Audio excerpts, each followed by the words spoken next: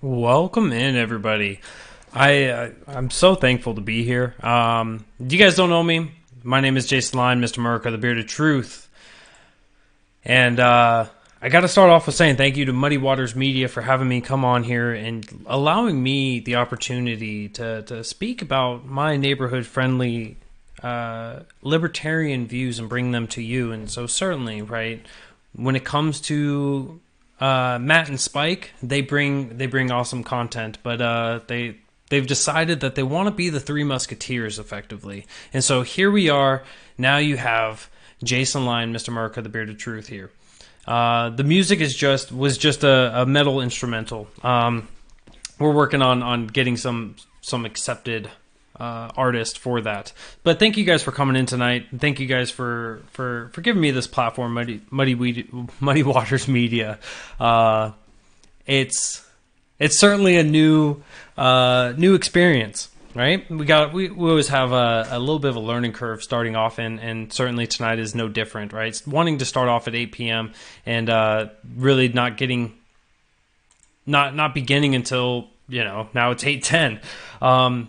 But nonetheless, quick intro to who I am. So I am a 28-year-old veteran of the United States Navy. Does not mean that I'm the most happy with how our military has been utilized. I am a libertarian. More specifically, I'm a minarchist. A minarchist of minimal government. So your typical minarchist is a bigger government, bigger statist than I am. And I talk about politics and I talk about social issues, obviously, and always bring it around to the idea of liberty, the idea of individual liberty, and being able to show you guys why that is so important. We'll have guests come on the show, whether it's a one of my good friends, who is a watchdog lawyer for the state of South Carolina where I reside, or if it's just other libertarians, or even some conservatives or some Democrats even. We try to bring in a wide variety of people in here to be able to give you guys as much perspective as possible and to really challenge them. I'm not nearly as good as Spike when it comes to debating people on topics, but that's certainly an aspiration of mine to get up to that level. So if you guys have been following My Fellow Americans, they're on Wednesday nights. It's always fantastic seeing Spike talk with people who fundamentally disagree on many a things. So I'm excited for the future here at Muddy Waters Media. I'm excited to see what kind of liberty we can espouse and grow and let the flames of liberty really burn on. It's going to be a beautiful, beautiful future for us. So thank you guys all for coming in. I hope I gave myself enough of an intro for you guys to get at least a good gist of who I am. And without further ado, we will move on to talking about the politics of today. So if you guys follow me from my previous accounts, I was on Twitter, I was on Facebook, or not Facebook, on YouTube and on Periscope. I had a show on Tuesday night, and now we're here, right? We're here. So I'll try not to just continue the conversation as much as bring it back to the beginning on as much of these conversations as we can.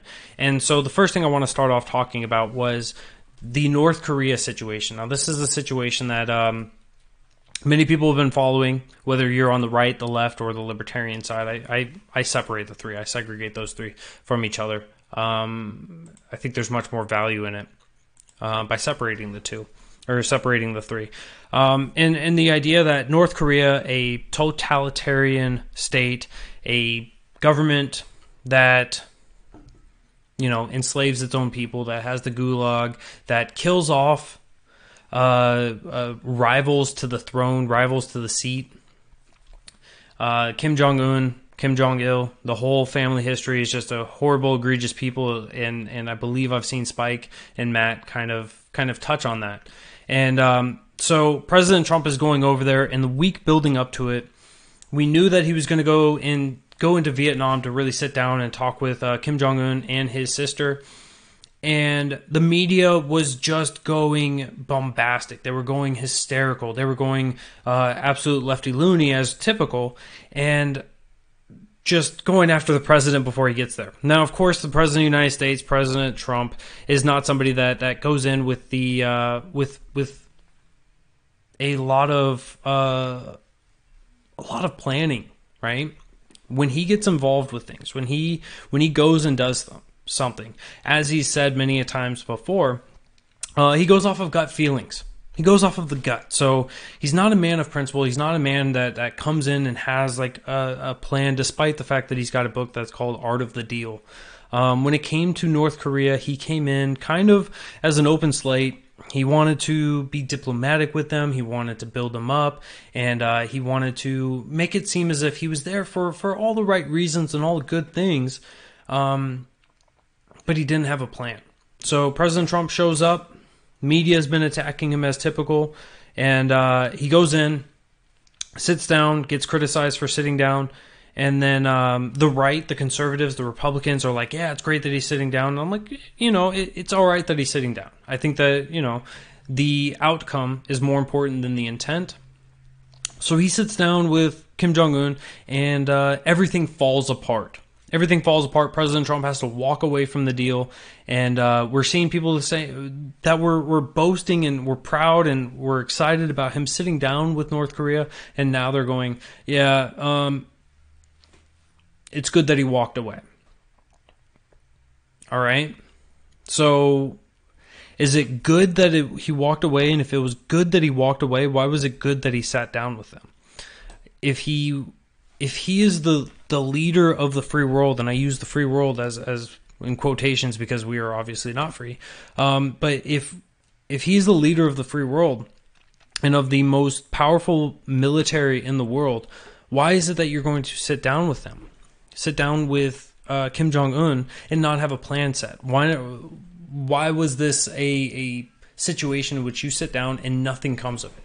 So the people who've been supporting him for sitting down and supporting him for not making a deal, I think that there's a little bit of idolatry there, because you have to criticize one, right? Either he doesn't sit down and you cheer at him because there's nothing to come of it, or when he gets nothing done, you shouldn't be cheering because you expected something from it. And there's just a lot of lost value there. How much money was wasted by the taxpayer for him to sit down, have nothing happen? Too much. And certainly North Korea is not, they don't have enough resources for us to go in and invade them and take over the area. There's really not much that we can do in the ways of a principled non-aggression principle. The foreign involvement there, it is, we can go in and just start demolishing the area and devastating everything, but that's not kosher. That's not healthy. It's not good for America. We're quickly turning into Rome by being involved in so many different conflicts and all of the issues that we have within our borders. We're just asking for the state to fail. We're asking for it all to fail, and there's a large issue there. So I'm ready for this North Korea situation to be over. If they're going to do something, do something. If President Trump and his administration are going to do something and be able to get North Korea to become denuclearized, then let it become denuclearized. But if it means that we just have this standoff, effectively maintaining the standoff since the Korean War, then so be it, right? I don't think that there's much loss there. So just let the standoff continue and let that roll on the way that it's going. I want to shift gears over to the mainlands. And one thing that I've seen spoken about from others as well as myself was the Green New Deal and all of the workings of these freshman Congress men and women. The Green New Deal finally came out this last week with exactly how much it was going to cost, and there's no way that you could just take Alexandria Ocasio-Cortez's quote and say, you're just stuck at the sticker value, sticker shock, and just let it lie and let it go. Because $93 trillion or $600,000 per household over 10 years. So imagine however much taxes you're paying right now, $600,000 over 10 years. So $60,000 in taxes each year in order to make this work, or $93 trillion over 10 years. So it's $9.3 trillion. This is not something that is feasible. This is not something that is going to be digestible for the American taxpayers. If you were to tax people, I believe that the number that I saw earlier was taxing everybody who makes more than $30,000 every year at 100% in order to make this happen. So the marginal rate that Alexandria Ocasio-Cortez was talking about at the 90% after the $10 millionth dollar. No. You have to move that down to $30,000 and 100% tax rate in order to make this something that is feasible and acceptable. Understanding those numbers, understanding how the actual how the Green New Deal, as it was outlined, arguably as the final document, which was argued as the rough draft, it destroys not only the economy, it doesn't just destroy the GDP and waste all of it into restructuring and rebuilding America at 300,000 buildings per day in order to achieve its goal, but it also limits and destroys the American way of life, because not only are they looking to get rid of the cows and remove those nasty cow farts, not only are they saying that it's immoral for you to have children, but they're also going to take away your ability to fly, so you're going to be stuck in the ground. We're getting the wall from President Trump with his national emergency declaration. And so we're going to be really limited as to what we can do, how we can live our lives. And the Green New Deal is going to ensure that we have universal basic income for not only the people that are unable to work, but those that are unwilling. So having this understanding of what the Green New Deal is and the entire topic surrounding it is just showing just not only how egregious and reprehensible these democratic socialists of America are, and how no matter how much destruction comes of it, it will never be enough, because they don't look at the outcomes. They don't look at the expected outcomes. They look at the intent. As long as the intent is good, then we can pass this and we can move on with it. It's these democratic socialists, these young freshman Congress people, whether it's Alexandria Ocasio-Cortez, AOC, or Rashid Tlaib, or Ilhan Omar, those three in particular, there's nothing that they can say that they will ever be held accountable by their own side. There's nothing that they can say, right? With the absolute sheer nonsensical thing that Alexandria Ocasio-Cortez said a couple weeks ago to Anderson Cooper on CNN, with her saying it's more important to be morally right than factually correct. You could be semantically wrong, you could be ethically wrong, you could be factually incorrect, but as long as the morals are there, as long as you're moving it the right way, that's what's important. That was not enough in order for her to get sheer criticism from her friends on the left.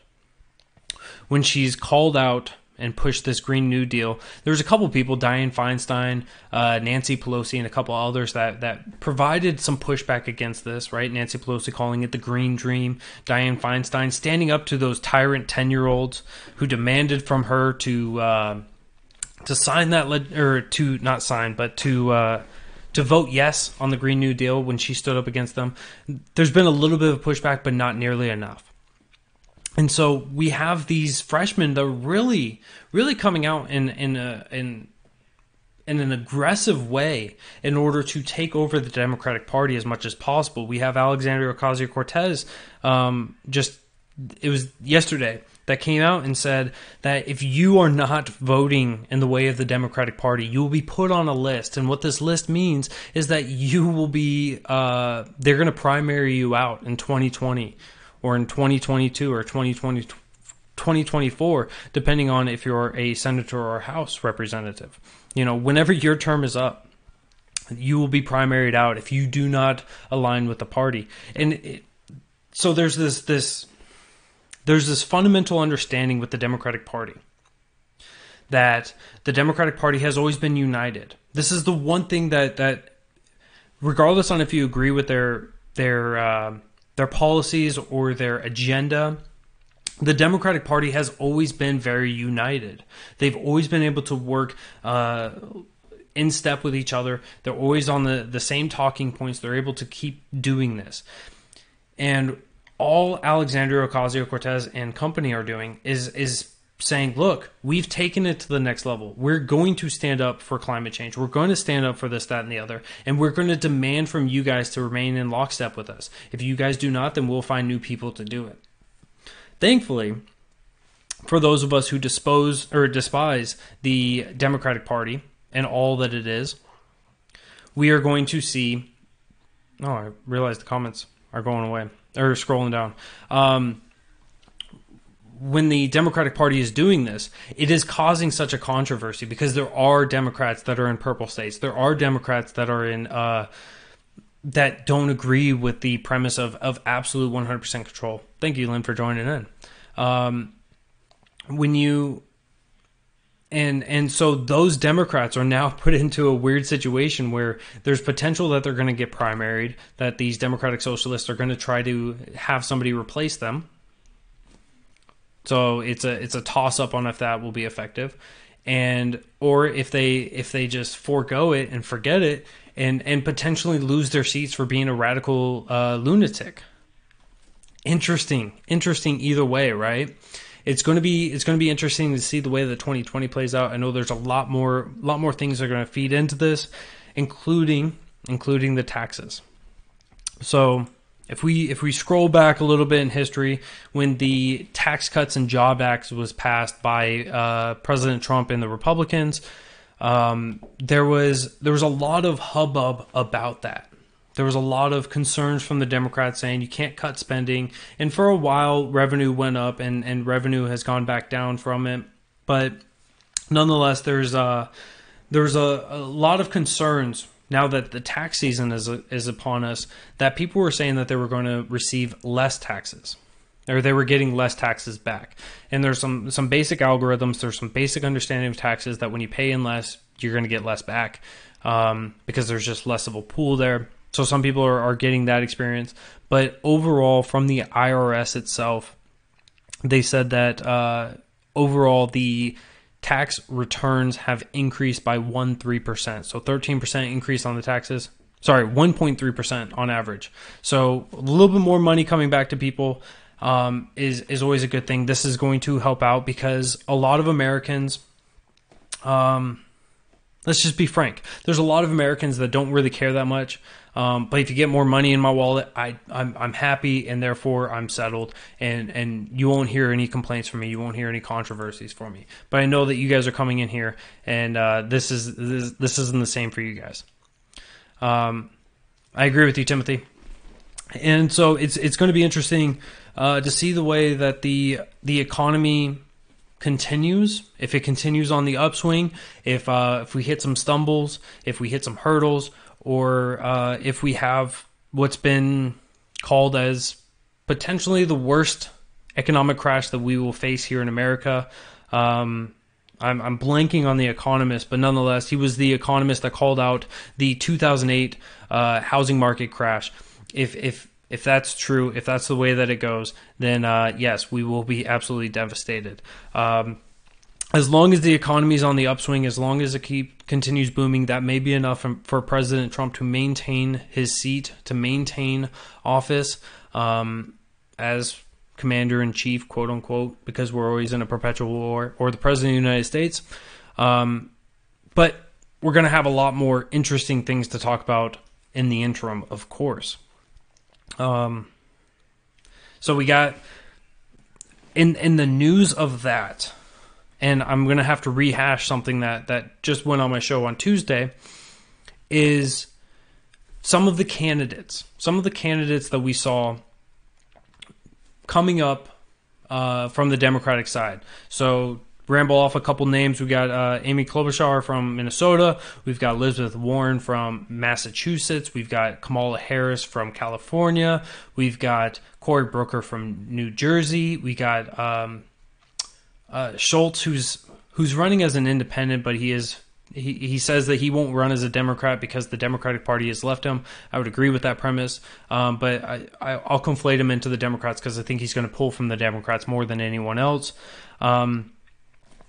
Bernie Sanders is throwing his hat into the ring, and we'll see if when Joe Biden is definitely going to be throwing his hat in the ring. I'm calling that right now.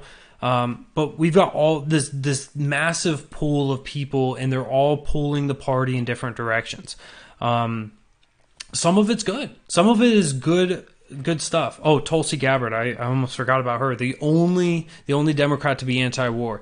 So Tulsi Gabbard from Hawaii has also thrown her hat in the ring. So looking at all of these people, there's a couple good stances, and I want to touch on those. Because I really think that if we were to combine a lot of these views and put it into a libertarian and actually get the publicity off of that, we could see somebody from the LP coming in and winning. Now, I forgot to mention this in my bio, in my introduction in the beginning, but I am a member of the Libertarian Party up here in Greenville County, South Carolina. We'll see about where my future is within the Libertarian Party, but nonetheless, it is there. And so when it comes to Kamala Harris, what's something good that she was talking about? Well, she's talking about decriminalizing sex work, right? Not forced sex work, but consensual sex. So prostitution, as long as it's on a consensual basis, fantastic, right? If there's no victim, there's no crime. Good one from her. Cory Booker was he just had his yesterday. Oh, that's what it was. Cory Booker came out and he said, look, I'm in favor of legalizing marijuana on the federal level, and as a result, anyone who is in jail for simply marijuana use, distribution, selling, etc., should then be retroactively let go. Fantastic stance, right? Again, no victim, no crime. Let him go. Let him be free. Take those two, we're moving in the right path. Take Tulsi Gabbard, her anti-war stance, as I already said. Take her anti-infringement and cut back on the wars that have been destroying this country, destroying the morale of this country. Right? We've been in Iraq and Afghanistan for 18 and 17 years now. It's time to pull us on back. We now have 19 and 18 years respectively. We now have troops over in Iraq that were born after the event that caused us to be there. So it'd be nice to have that be pulled in. When it comes to Schultz is talking about opening up the markets, opening up the regulations, or removing some of the regulations, allowing the market to thrive and survive and do what it's supposed to do, right? The capitalism, right? Actually move towards capitalism, move towards the free market. Please, Hillary, please run. It's fantastic on that one. So we take the anti-war stance. We take the legalizing prostitution. We take the legalizing the war on drugs, at least for the marijuana side, at a minimum. I would say entirely. I agree with Spike on that one. From Bernie Sanders, here's the rare one. I agree with Bernie Sanders on something, because Bernie Sanders, when he was campaigning in 2016, one of his stances was to actually open up the market for healthcare, open it up and stop having state lines cut off competition. So opening up the lines of competition across state lines as well as nation lines. So being able to trade and barter with Canada or Mexico if we want to buy some of their stuff. Allowing for more competition, allowing for better products and services to the consumer. Fantastic idea there. So if we were to take all of that stuff and we throw it into a libertarian, this would not be a radical libertarian. This would just be a typical mainstream down the road or down center of the road libertarian. And those are the best stances. They're using those individuals on the Democratic side, they're using these in order to pull at the libertarians. And all it takes is just for one of us to step up and take all of those good stances and just campaign on them. It's hard to say. It's hard for a libertarian to come out there and to use these to embolden their talking points. And then to have the Democrats say, no, that's not okay, when it's being held by the Democrats themselves. You have to use their motives and their talking points against them, and I would be hopeful that would come through. But as a whole, all these Democrats are now working so visceral, with such visceral hatred for each other, because they all want the nomination. I think that the top three projections would be Joe Biden, Bernie Sanders, of course, and I guess for the third one, it would probably be Kamala Harris, but I don't think that she actually stands a chance. Joe Biden's going to be good for a good while. He has the support because he was Obama's vice president, and people recognize that name quite well. They favor him in a lot of ways. We'll see how long he's able to hold out on that. But when it comes to his actual interactions and his involvements with the Republicans and with the Democrats, it does put him into sketchy waters, if you will. Because Joe Biden, he's friends with Vice President Mike Pence. He knows him and he thinks he's a decent guy. But when he said that, when he publicly tweeted that, he actually got hit by Cynthia Nixon from New York with a tweet that was just basically saying, no, he's anti-LGBT. You have to condemn him, and certainly, of course, Joe Biden does that. He came out and was like, no, Vice President Mike Pence is a horrible, disgusting person, and so Joe Biden, it's going to be hard to keep him on the same stance and on the same view for a long time. So I think that flexibility, that volatility of him is going to hurt him in the long run. He can't trust a guy that does flip and flop as much. And I think that even the Democrats see that. I think even the base sees that. So I don't know how long he's going to be able to hold his favorability. As for Bernie Sanders he's kind of sitting on a throne right now. Bernie Sanders is sitting there and the things that he's been talking about for the longest time, the things that he's been advocating for pushing, is all being pushed by other people. And so he's like the grandfather of this, maybe even the great grandfather of all this, because, it is what it is. But so when Alexandria Ocasio-Cortez comes in and she's pushing for the Green New Deal, what does the Green New Deal have that Bernie Sanders was pushing for? Basically, increasing the size of unions, universal basic income, paying for college tuition for everybody via the government, Medicare for all, paid for by the government again. So the single payer system, all these big socialist ideas that Bernie Sanders has been in support of when it came to the USSR, when it came to Venezuela, when it came to, all the socialist countries. These are all things that are being pushed now by the quote-unquote mainstream Democrats. And so Bernie Sanders gets to sit there and go, all of my policies are now the mainstream. All of my views are now being embodied by the Democrats. The nomination is his to lose, really. Because I don't think Kamala Harris, being torn apart by her own father for some of the quotes that she had, for generalizing and stereotyping, Jamaican people. When she did that, her father came out and criticized her. So she's got some personal issues, and it'll be interesting to see if she really makes any high marks. I do think that she'll be third place, but Joe should stay in the memes. Joe though, handsies feely. Yep. So I really think it's going to be between Joe Biden and Bernie Sanders. If one of them, I don't wish ill upon anybody, I don't wish death upon anybody, but should one of them die, right, the nomination is clear for the other one. I think that's something that both sides, all three sides, right, Republican, Democrat, and Liberty advocates can agree on. That one of them goes down, the other one's got the red carpet, the Oscars carpet leading on into the 2020 Democrat nomination. And then it just comes down to who are the Libertarians putting up, right? We got McAfee, and of course we got Vermin the Supreme. And then Republicans, they're going to throw out some no names, if you will.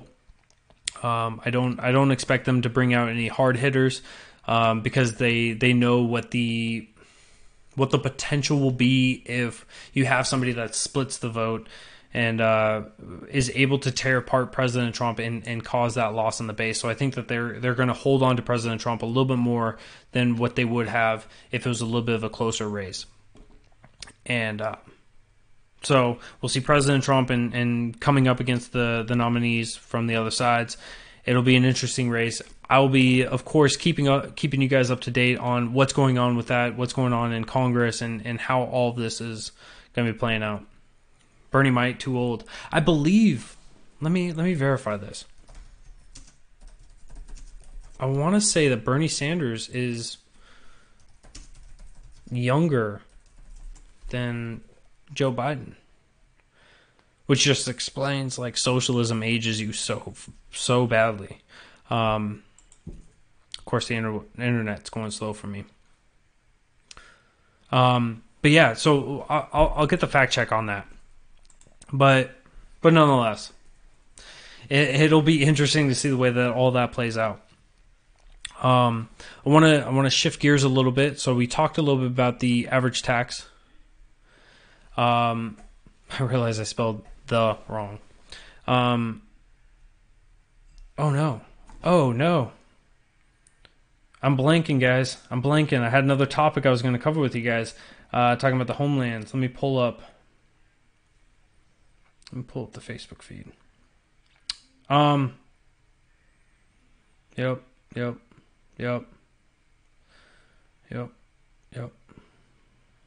Oh no. This is where things get good.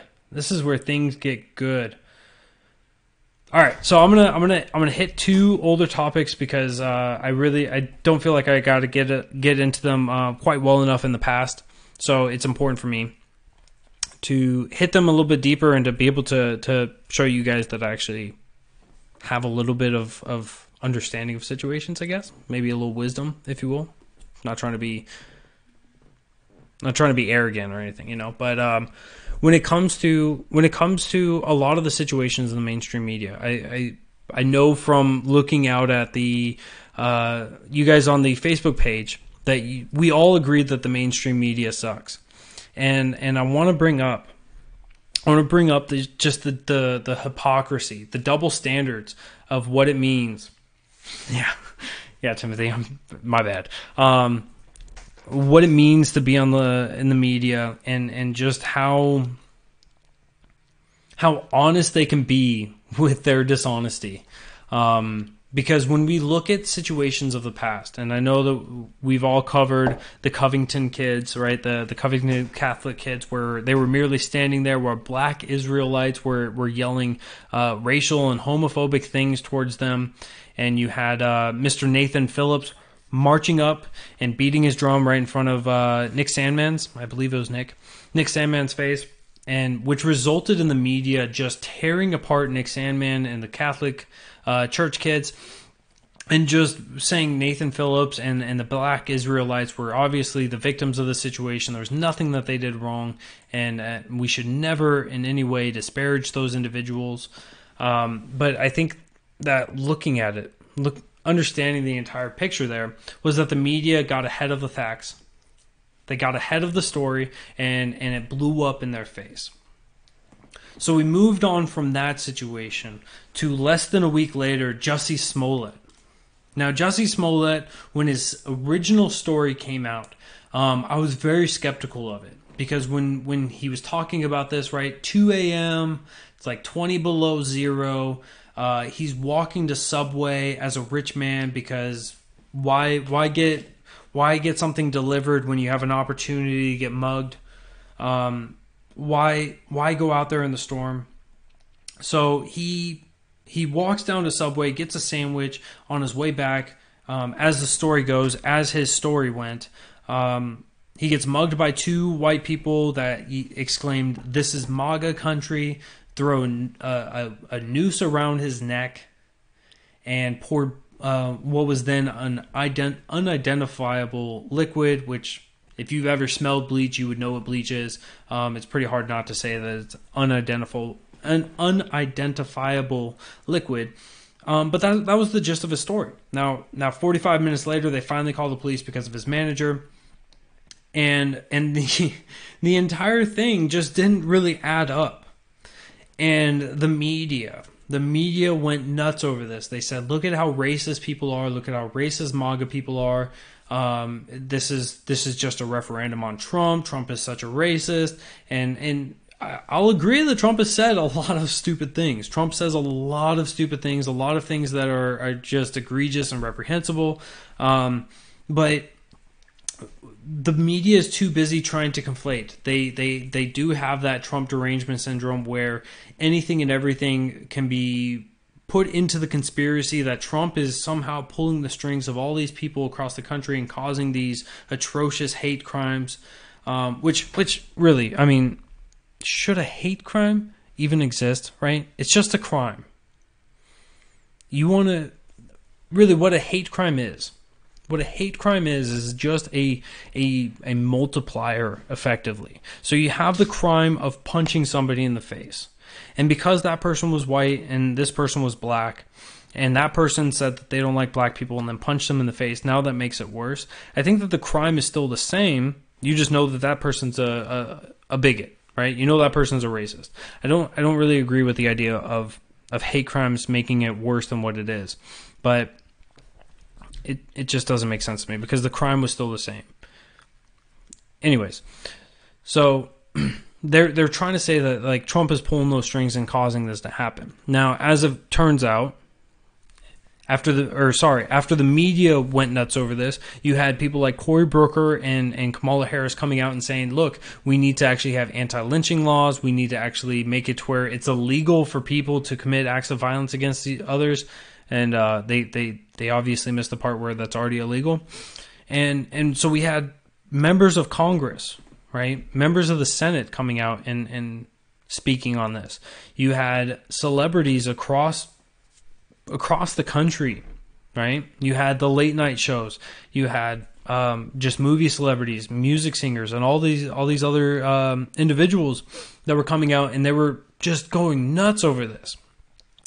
And then we find out that the two perpetrators of this attack happen to be two Nigerian brothers. Two Nigerian brothers that were paid $3,500 by Jussie Smollett in order to help increase his publicity in hopes and the pursuance of him getting a higher paycheck from the empire in which he worked on Fox. And yeah, exactly. The hate adds time in prison. It's just ridiculous. But so the entire story fell apart once we found that out, and I thought it was really interesting. So this entire situation was so poorly orchestrated that you had people coming out with conspiracy theories saying that there was more people involved on this. More people were setting this up and brainstorming. And I think the more people you would add into whoever formulated this, the worse off it gets because it was so poorly done. If you're going to pay somebody to commit a crime against you, which wouldn't be a crime, but if you're paying somebody in order to assault you, you shouldn't pay by check. Okay, so Jussie Smollett failed on that. Jussie Smollett failed because he was well acquainted with both of the individuals, one of them being an extra on the Empire, the other one being his personal trainer.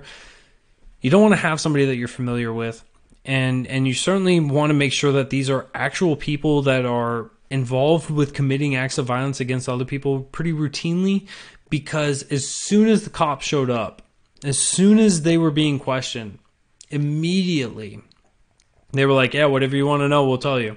So they got off scot-free, and now Jussie Smollett was facing charges. Now, here's where we wrap it back to what's been going on in the Muddy Waters Facebook page. If you guys missed that, we had a poll. And on the poll, the question was should Jussie Smollett go to jail or not? And if we break it down logically, if we break it down with absolute libertarian logic, he committed no crime against another.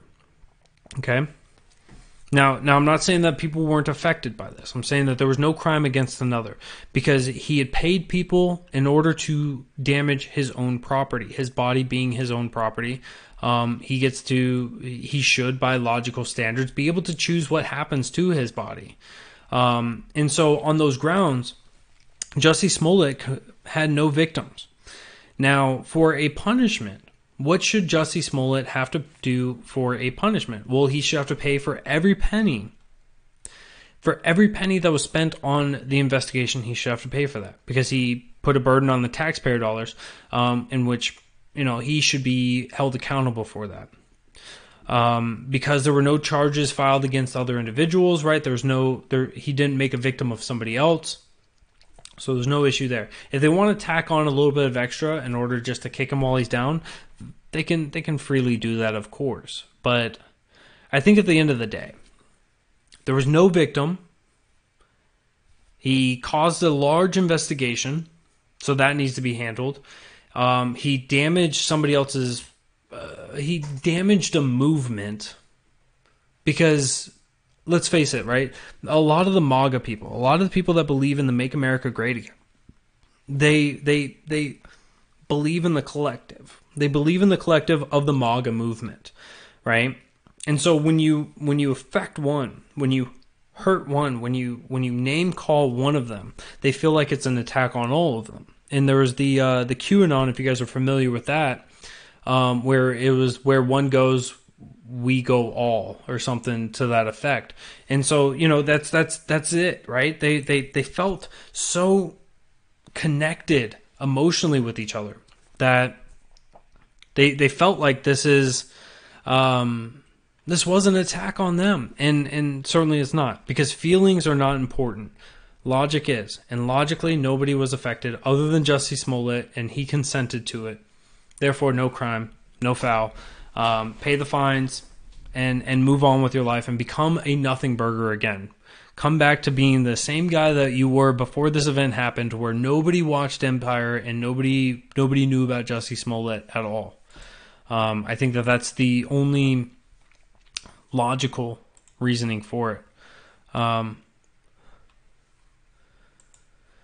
And so it'll be interesting to see how that unfolds. I'm sure that in the upcoming weeks we'll see Jussie Smollett probably face jail time, and I think it's wrong. It's disgusting.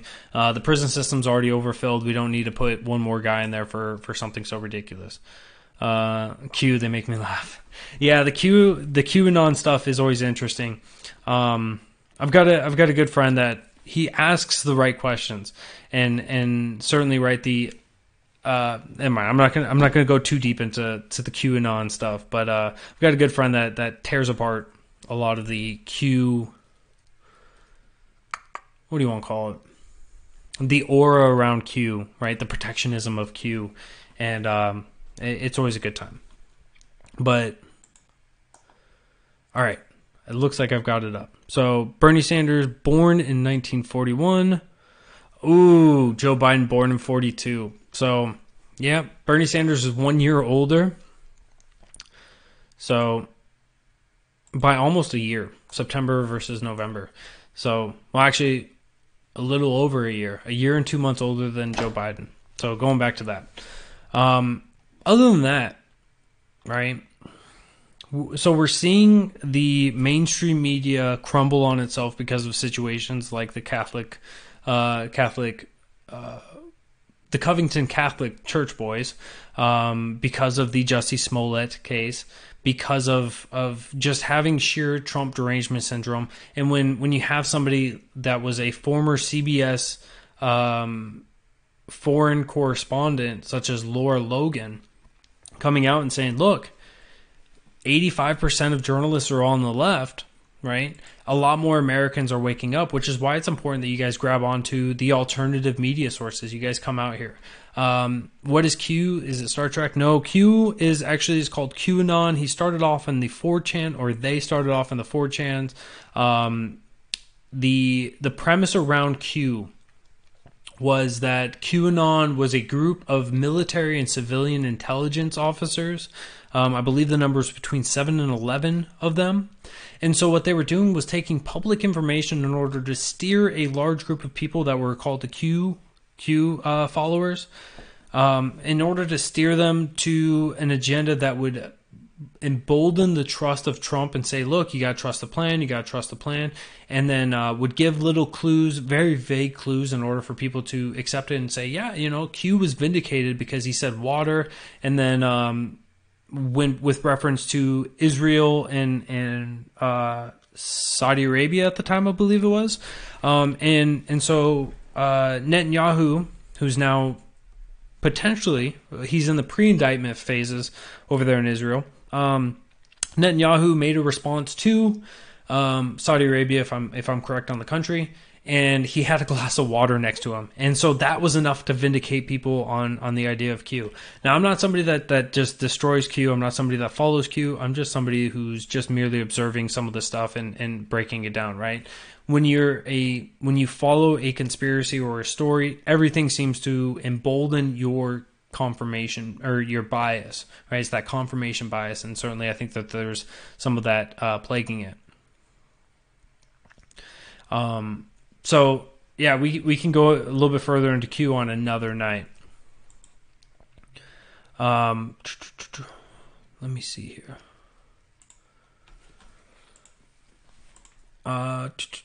Twitter. There we go. All right, let me pull this up, and then so.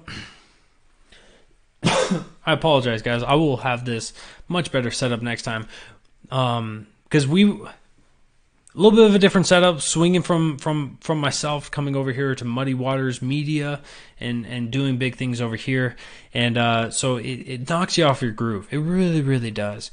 And but we'll make it all right. We'll get through this. We'll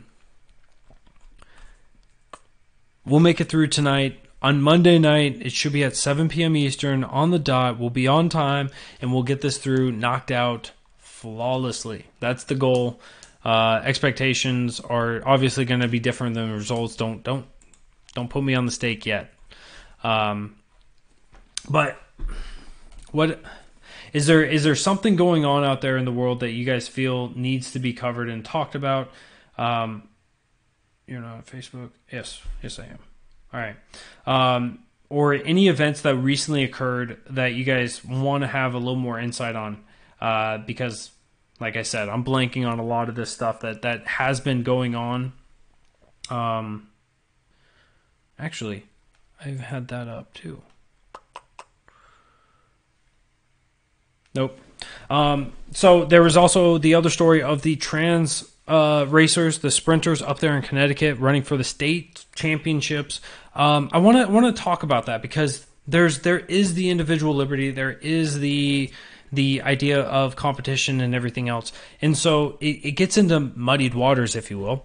But when it comes to this entire situation, thank you, I appreciate it. When it comes to the entire situation of having trans people involving themselves into competition, it really does make it into a difficult situation. Now, I am a humanitarian or a feminist in the way of first, some ways, second wave feminism, right? Third wave and fourth wave are obviously just grotesque as to what they advocate for and the ways that they want to work. But when it comes to trans involvement into gender-specific events or competition, it really does put somebody at a disadvantage. Now, when it came to the situation in Connecticut at the state races, there was two trans, male to female transition, transgender people, or trans persons, to be politically correct, that were running, and they got first and second place. And third place was an actual biological female. The media covered this, and the way that they covered this was they made the trans people be the victims. Now, I want to point out to you, getting first and second place made them a victim. But really and honestly, if you had a woman that was running with testosterone and using performance-enhancing drugs, and they won a race, you wouldn't call them a victim. Okay? So when you're a male and you transition into female, you still have more testosterone in your body. Your body is still structured in a way that is more biologically fit for these events, for this competition, that you actually have the edge over the women, the biological women.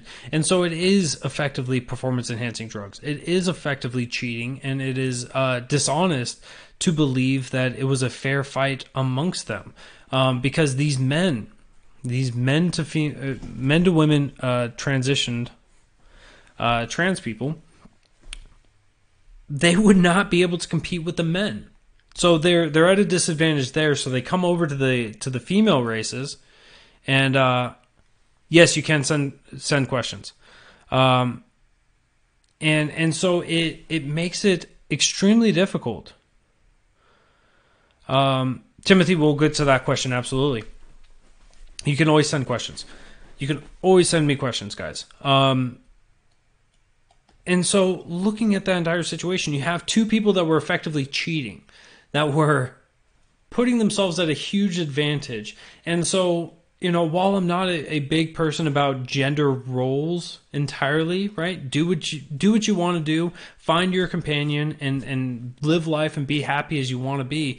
When it comes to competition, you can't allow something like that to really dictate over it, because you're making a victim of those who were honest in that competition. So all of the women who were racing in that event that lost, that didn't get first place, because as the great Ricky Bobby said, if you ain't first, you're last.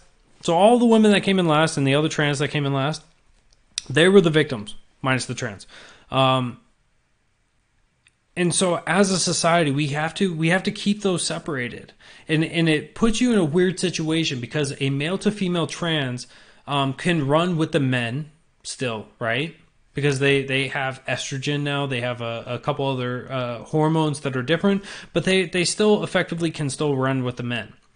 When it comes to a female to male transition, do you put them in with the men because they strive to be men and have a contradictory regulation or a setup?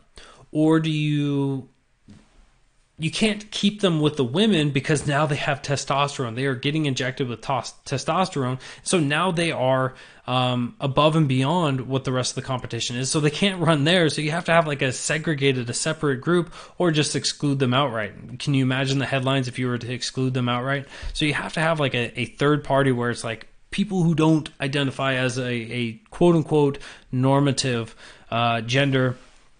You guys get a race over there, and I'm sure the controversy will still be there. Yeah, no, I agree. When it does matter when they do transition, absolutely. Welcome in, Joshua Smith. What? I got the big name. What's up, man? Why do all of our candidates suck? Well, why do all of our candidates in the LP suck?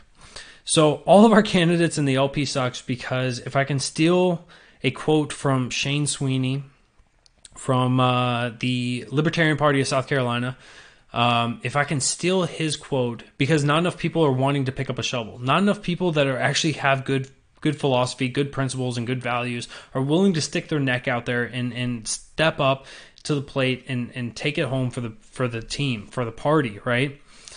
So the principles there are not, the people that do step up, they aren't exactly the best people, right? Bill Weld, somebody who can easily be argued not to be aligned with David Nolan's 5 principles of what a libertarian is, right? Because he and Gary Johnson both were in favor of the Federal Reserve in one way or another. When you have that,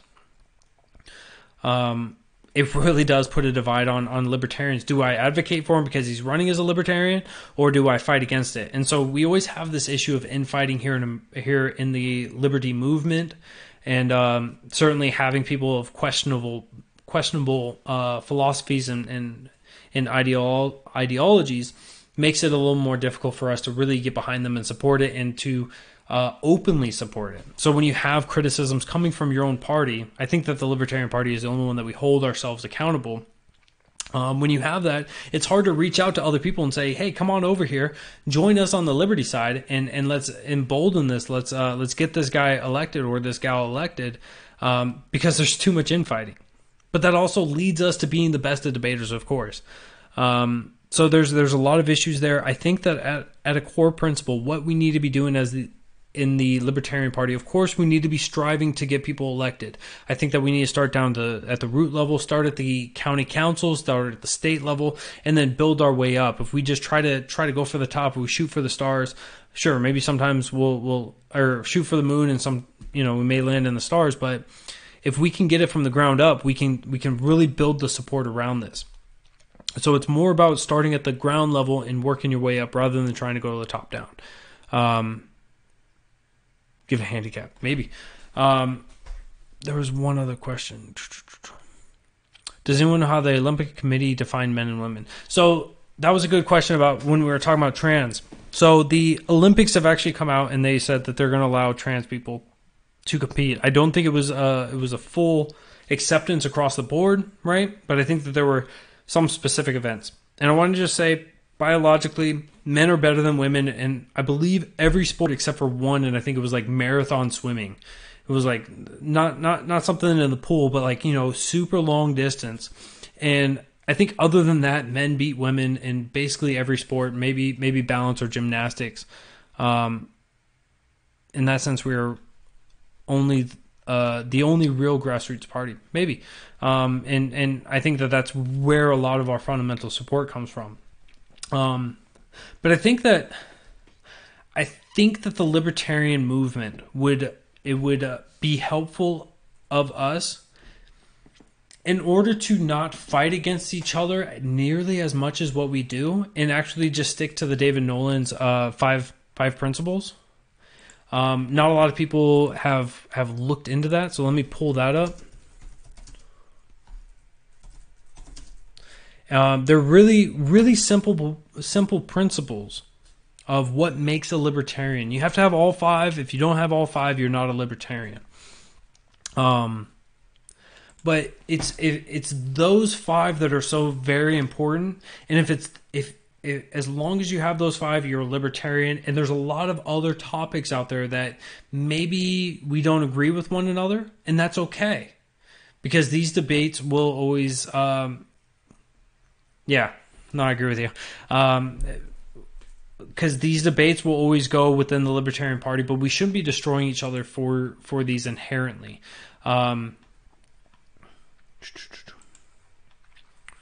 Here we go. So, as soon as it wants to pop up for me. But going off of these principles, what they leave out: foreign policy, abortion, and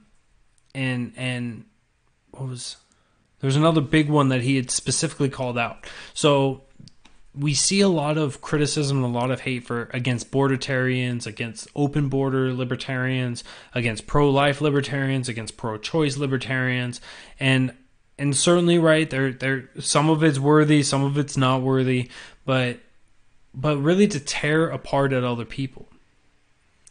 And try to take the libertarian out from under them for disagreeing on one of those.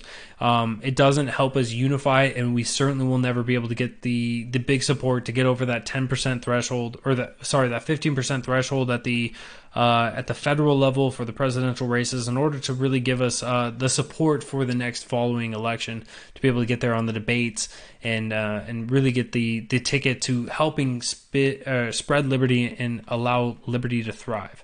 So here is from David Nolan.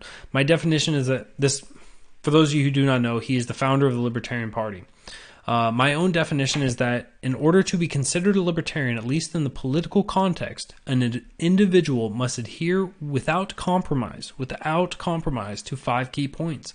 Ideally, of course, we'd all be in agreement on everything, but we're not, and probably never will be. Debate is likely to continue indefinitely on matters such as abortion, foreign policy, and whether, when,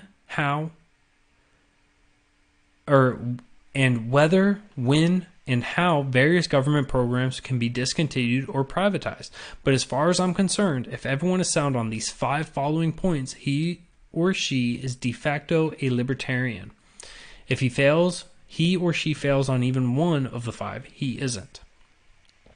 So, the first one, you own yourself. So as long as you own yourself and you believe that everyone gets to own themselves and be able to conduct themselves in the way that they see fit, then they are, in fact, a libertarian. The right to self-defense. So if somebody is able to defend themselves with any weapon of opportunity, if they're able to keep and bear arms, not because the Constitution says so, but because they are a person and they own themselves, and so therefore they're able to defend themselves, that would be the second one. The third one, no criminal possession laws. So this is where Liberty Hangout, if you guys saw them getting absolutely thrashed by libertarians, it was on this premise alone, right? Because Liberty Hangout came out and they dropped a tweet and they said, look, the Liberty Movement didn't leave us. We didn't leave the Liberty Movement. The Liberty Movement left us. And they said basically that liberty is not about being able to smoke marijuana.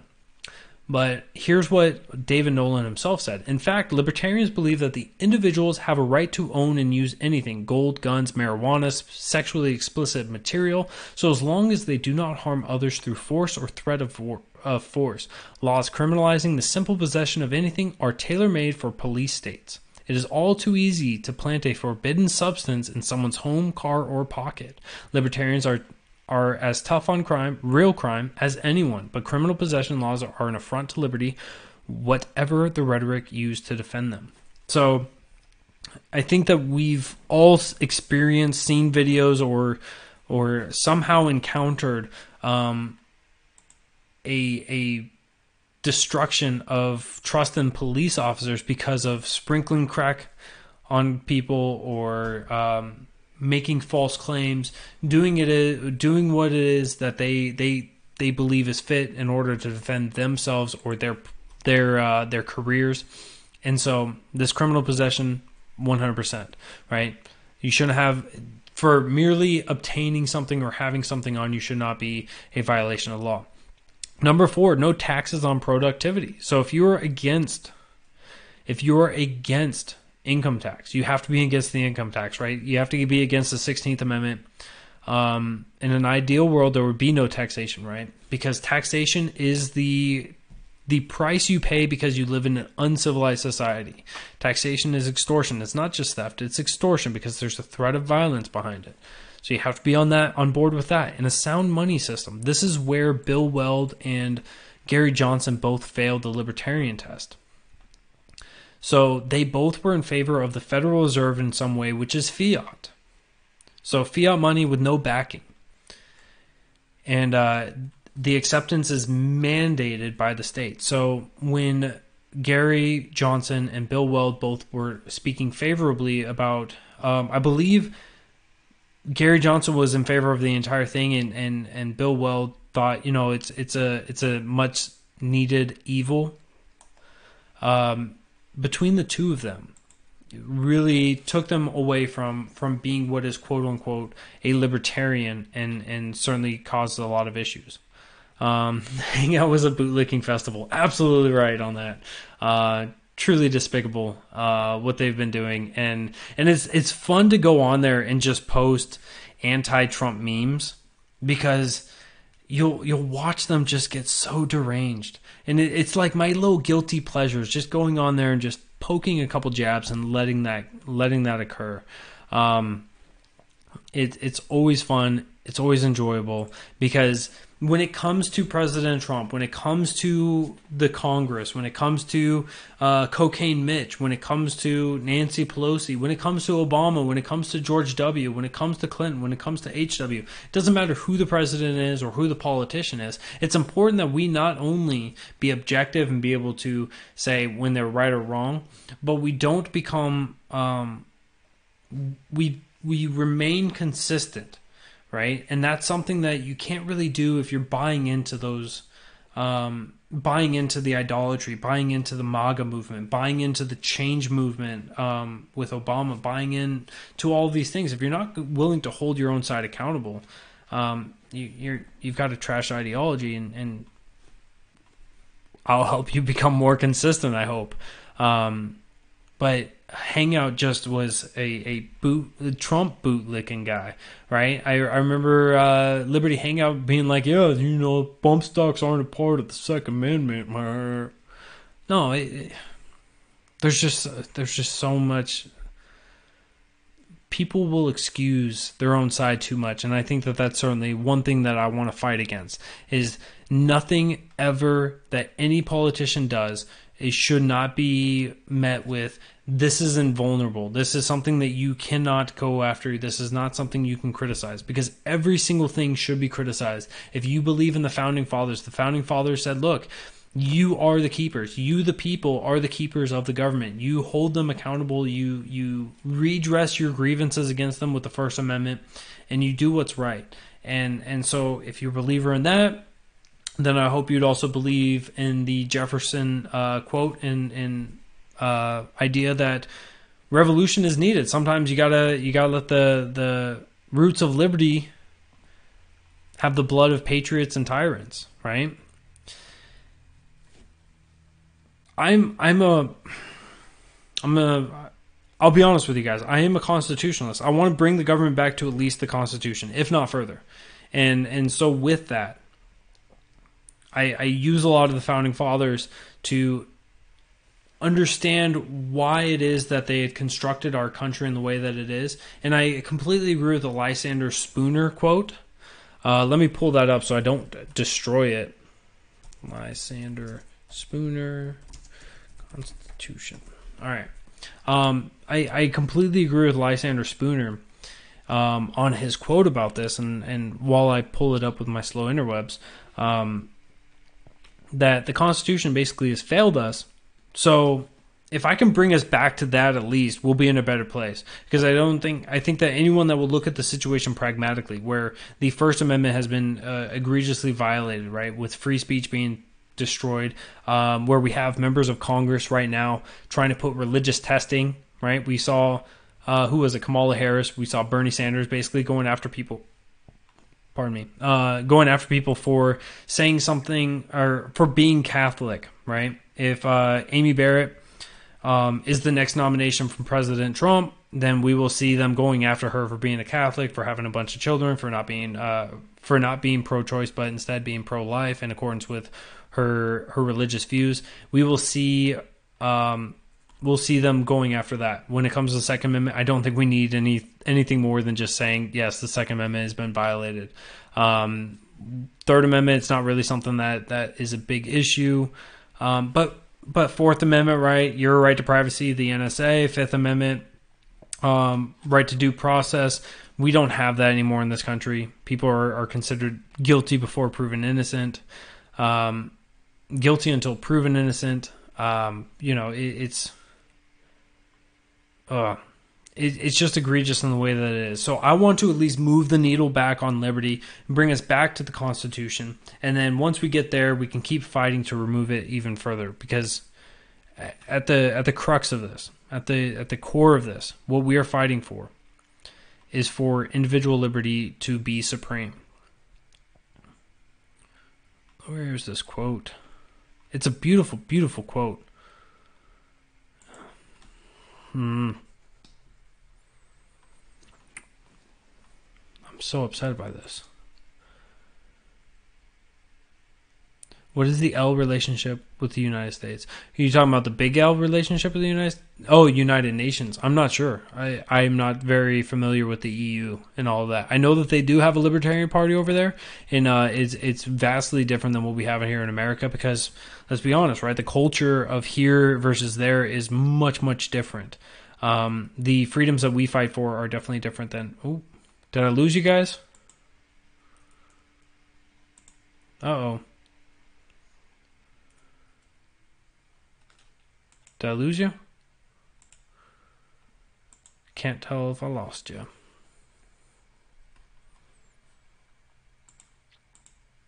All right, somebody say something in the chat.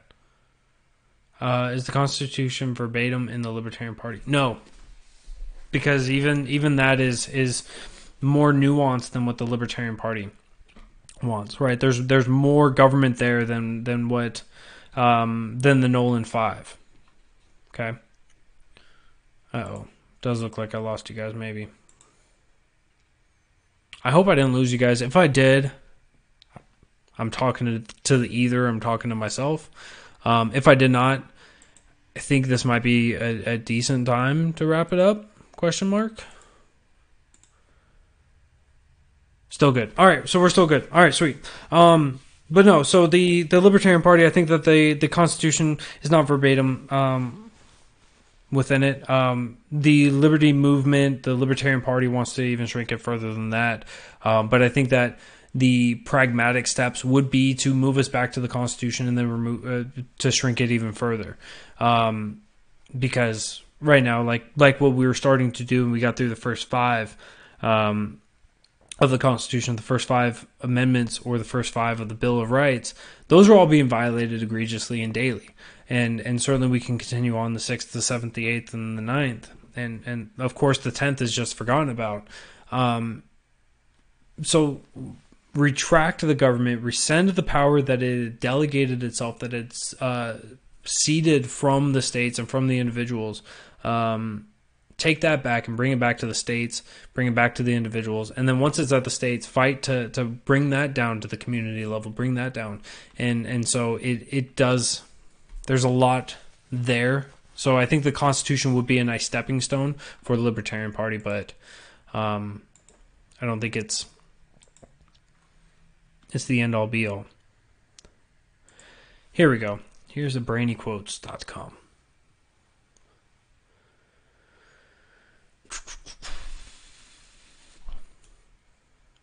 And Shane Sweeney, I mentioned him earlier.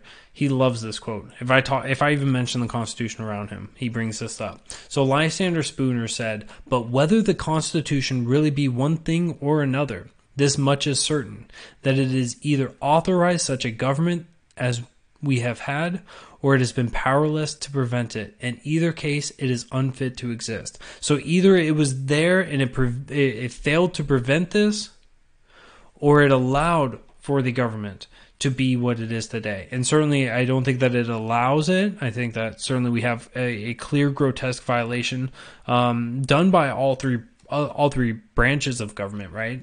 When you have the Supreme Court justices read the Second Amendment and say, shall not be infringed, and they go, it means we can infringe upon it, right? So that was the Supreme Court justices.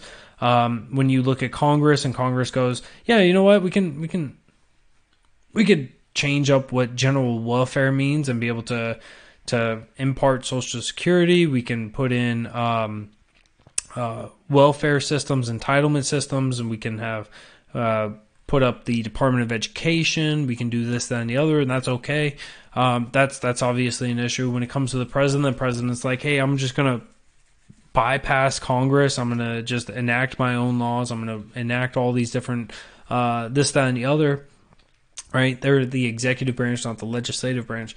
And so it's not that the Constitution has allowed the government to be this big, but it has been powerless to prevent it, because the will of the people, the needs of the feelings have been able to beat out the logic and the understanding of what the limited government was supposed to be as ratified in the Constitution. So understanding the failures of the Constitution would lead anyone to understand that it's not acceptable. Verbatim old speak. Verbatim old speak for forbidden. Oh, my bad. Okay. I wouldn't say that it's forbidden, but it's certainly something that it doesn't really hold that much weight for people who accept Lysander Spooner's quote and embody that, because it doesn't mean anything. It's been it's just a piece of paper. And so I can agree with them on that, but I think that the logic, the arguments, and the values that were put into it certainly were libertarian-esque. Definitely a small, limited government, much more limited than what we have today. And so I will not keep it as taboo. I will keep it as something that we can talk about, and I use it as a philosophical stepping stone in order to help you have better debates and discussions, right? Because right now what we're seeing in this country is to go back to the Second Amendment, we have a lot of people that want to advocate for gun control or advocate for universal background checks, and for those, right? For universal background checks, that requires that everyone has a gun registry. That requires us to tell the government in order, hey, I own this gun right now, and so I'm going to trade it to this person, I'm going to sell it to this person, I'm going to barter with this person, and this person is going to take over it. And so then they have to fill out the information, and then it can be transferred. That's the only way to make a gun registry work. And so that's a violation of the Fourth Amendment and violation of the tenor of the Second Amendment.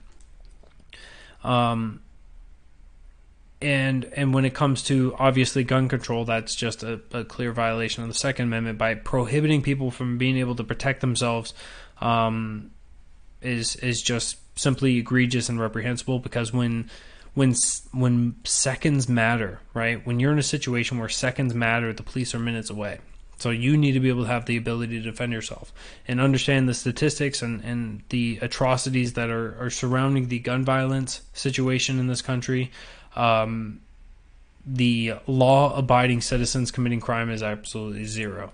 It is people that are violating other laws just as much. So it's not a gun issue. It's a society issue. So allow more people to protect themselves is the right thing. And so even with that, I'm blanking on the founding father, but one of the founding fathers, one of the framers of the Constitution, wrote a letter.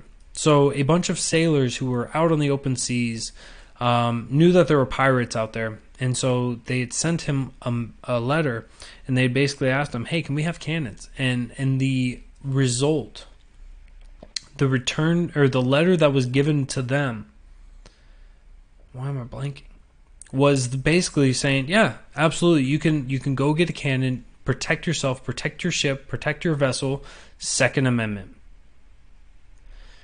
And so that right there was enough to say, yep, all right, whatever it is, whatever kind of armament would be allowed for the populace to have. Now, in accordance with the tenor of the Second Amendment, it was not only to be able to protect ourselves from foreign nations, but also to protect ourselves from each other, as well as from a tyrannical government. So when the government comes along and says, yeah, you can't have fully automatic weapons, so they're putting us at a disadvantage of themselves. So it's in the best interest of government to limit us in the way that it's working. So for them to, for President Obama to silence the CDC on gun saving lives studies, which the last one was between 500,000 and 3 million lives saved in accordance with a study from 2014, I believe it was 2013 or 2014. After that, CDC is no longer allowed to do studies on this. So when you have statistics like that, those aren't good for the government. It's not good for the government to know that people are saving their own lives because of firearms, because then the government is being diminished. There's not as much of a need for them to be the protectors if we can protect ourselves. And so now that stands staunchly in the way of them becoming tyrannical in running our lives. And so understanding these principles and these values really adds to the conversation to where we can debate much more effectively and meaningfully against people who want to take away your individual right, your individual liberties, and your ability to protect yourselves. And so that's the entire premise of why I use the Constitution so much, is because I believe in the individual, I believe in the protection of and thereof. So I wouldn't say it's taboo for me. I know it's taboo for some people, but it is what it is. But with that, guys, I think I'm going to hop off here for the night. The next time I'll be coming live with you guys will actually be Monday. So we're going to be doing Mondays and Fridays with me. And, of course, on Tuesday, you'll have Spike and Matt doing the Muddy Waters for Freedom, or Muddy Waters of Freedom. Wednesdays will still be Spike with the My Fellow Americans. And on Thursdays will be Matt with the Writer's Block. So 5 days a week here at Muddied Waters Media. I'm so ecstatic. I'm so excited for what the future brings. Monday night, I will be shooting for 7 p.m. We'll get everything streamlined and fixed, and so it'll be a good time. I look forward to the future discussions. Of course, if you guys want to find me on Facebook, my name is Jason Lyon. If you want to find me on Twitter, it's at Mr. Bearded Truth. It is right there on the display down there, bottom left of the screen. And I look forward to our future discussions. It'll always be a good time. I'm super excited about what's about to unfold for all of us. So thank you guys all for coming in tonight. And I will see you guys Monday night, 7 p.m. Eastern. It's weird to say that. Usually it's Sunday night.